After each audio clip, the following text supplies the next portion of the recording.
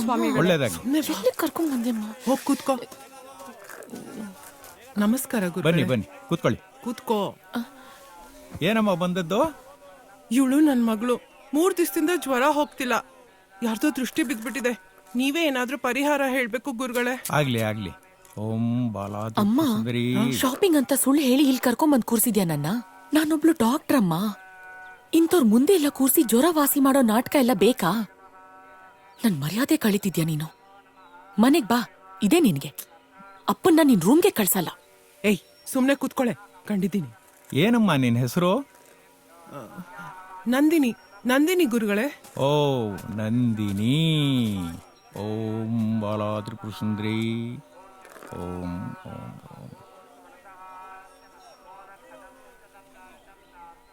ಹಾ ನೋಡಮ್ಮ, ನಿನ್ ನಕ್ಷತ್ರ ಹೆಸರಿಗೆ ನಾನು ಏನ್ ಪರಿಹಾರ ಹೇಳ್ತೀನಿ ಅಂದ್ರೆ, ನೀನು 11 ದಿನ ಸೂರ್ಯೋದಯಕ್ಕೆ ಆಂಜನೇಯ ಸ್ವಾಮಿ ದೇವಸ್ಥಾನಕ್ಕೆ ಹೋಗಿ ತುಪ್ಪದ ದೀಪ ಹಚ್ಚಿ 3 ಪ್ರದಕ್ಷಿಣೆ ಹಾಕು.